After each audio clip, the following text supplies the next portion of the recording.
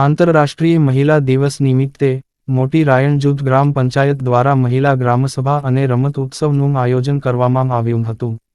આ કાર્યક્રમનો મુખ્ય ઉદ્દેશ્ય મહિલાઓના હકો, નેતૃત્વ અને સશક્તિકરણ વિશે જાગૃતિ લાવવાનો હતો.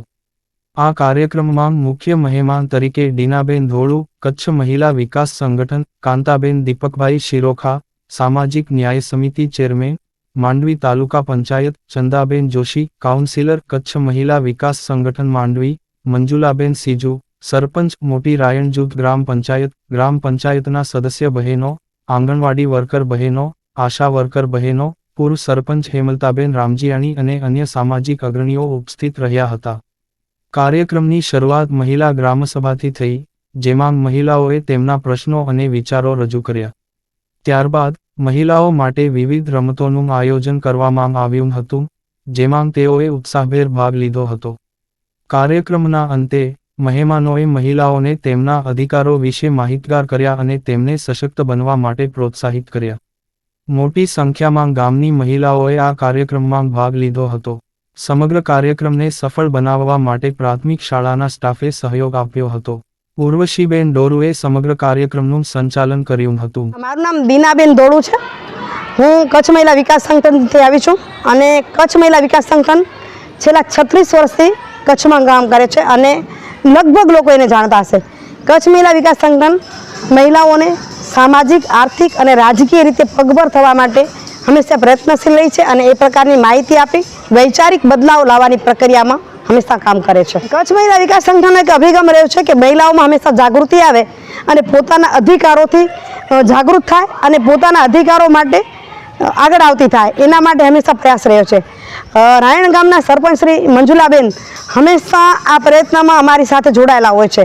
એટલે એમના દ્વારા પણ એક માંગ હતી કે મારા ગામની બહેનોને એક દિવસની ઉજવણીની પણ ખ્યાલ આવે અને એ પણ ઉજવતી થાય અને આનંદ સાથે મળે. અને આ ઉત્સવને શું કહેવાય, અનેરો ઉત્સવ 365 દિવસ મહિલાના જ છે, પણ આ દિવસ કેમ એક ખાસ બની જાય, એ ખાસ બનાવવા માટે અમે એમાં સહભાગી થયા છીએ અને બહેનોનો ઉત્સાહ વધારવા માટે અહીં આવ્યા છીએ. આજના દિવસે સંદેશો આપશું કે નારી બધું જ કરી શકે. નારીને ભલે તમે સમાજે બીજું સ્થાન આપ્યું છે, આ સમાજમાં પુરુષ પ્રધાન સમાજે બીજું સ્થાન આપ્યું છે, પોતે પ્રથમ સ્થાને પુરુષ રહ્યો છે, પણ નારી હું એમ કહું છું કે એ સૌથી આગળ છે અને એ હંમેશા પોતાના વિચારોને અંદર લઈ આવે ને પોતાના સ્વને ઓળખે કે હું બધું જ કરી શકું. એટલે જ કીધું છે કે નારી તું નારાયણી, નારી નર રત્નની ખાણ, નારીથી નર નીપજ્યા છે ધ્રુવ પ્રહલાદને સમાન. તો તું બધું જ કરી શક. એટલે નારી તું પીછે ન હટ, તું તારા વિચારોને લઈને તું આગળ વધ. તું આગળ વધતી રહે તો તું જેમ કદમ ભરતી જઈશ તેમ તને સમાજ સ્વીકારતી જશે, પણ સમાજને સ્વીકારવા માટે તને આગળ આવવું પડશે. મારું નામ મંજુલાબેન જેઠાલાલ સીજુ છે. હું મોટી રાયણ ગામની સરપંચ છું. સમગ્ર કાર્યક્રમ એ છે કે આપણે મહિલાઓ બહાર નીકળીએ તો આપણે ખબર પડે કે મહિલાઓના શું હક છે, અધિકાર છે, એ બધું જાણવા મળે. ને અમારે અહીંયાથી બેન આવ્યા હતા, ડીનાબેન આવ્યા છે અને આપણા ચંદાબેન પણ આવ્યા છે. એ પણ બહુ સારી માહિતી આપી બહેનોને. તો બહેનો આગળ આવે અને પોતાના હક માટે લડત કરે.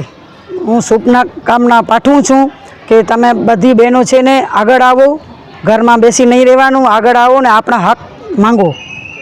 મારું નામ જોશી ચંદા છે.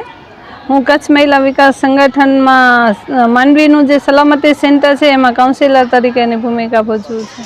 હું સમગ્ર દેશની મહિલાઓને કહીશ કે બહેનો પોતાના અંદરની જે એની આવડતો છે એ બહાર લઈ આવે અને જેમ આપણે કહીએ છીએ કે બહેનો બધી રીતે આગળ છે તો એ કરી બતાવે અને અંદર મૂંઝાય નહીં, પોતાની જે પણ આવડતો છે જેમ ગુલાબ ખીલે છે એમ બહેનો પણ પોતાની આવડતોને ખીલાવે અને આગળ આવે.